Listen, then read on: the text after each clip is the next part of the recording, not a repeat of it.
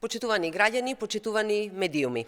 Паралелно со постапката за избор на кандидат за председател на државата, СДСМ ја започна и постапката за утврдување на кандидати за пратеници во Македонското собрание. Тече евиденцијата на кандидати за пратеници во рамки на местните одбори во општинските организации на СДСМ.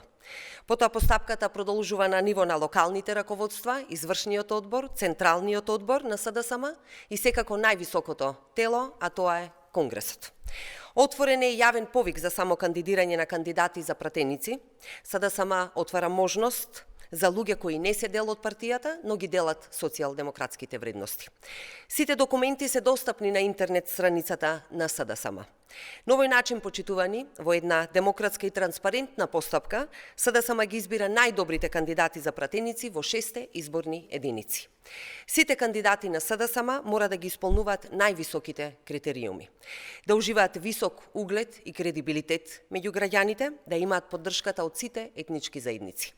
Мора да се обврзат на неуморна работа за граѓаните и европската иднина на државата и да го почитуваат етичкиот кодекс на СДСМ.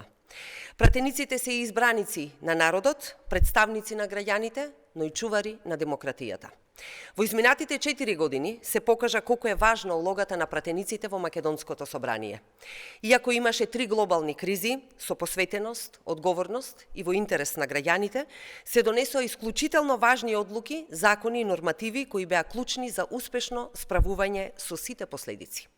Исто така, изминатите 4 години ја покажа и разликата помеѓу одговорноста на пратениците од СДСМ и мнозинството од една и деструкцијата на опозицијската левица и ДПМН од друга страна.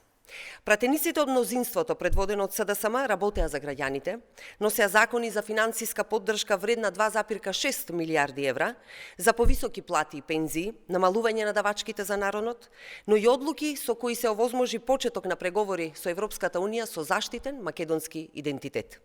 Од друга страна, ДПМН и левица спроведува активна блокада и наместо за граѓаните делуваа против интересот на државата. Дури ја блокира европската иднина на земјата и реформите на европскиот пат, што беше и нотирано во извештајот на Европската комисија. Тие два концепта, почитувани, сега повторно ќе се судрат на изборите годинава и СДСМ ќе ги има победничките листи за пратеници со кои ќе ја побара довербата од граѓаните. Со победа на изборите, СДСМ повторно ќе го предводи парламентарното мнозинство во собранието, заедно ќе ја формираме идната проевропска влада и заедно ќе ја внесеме земјата во Европската унија во новиот мандат. Ви благодарам.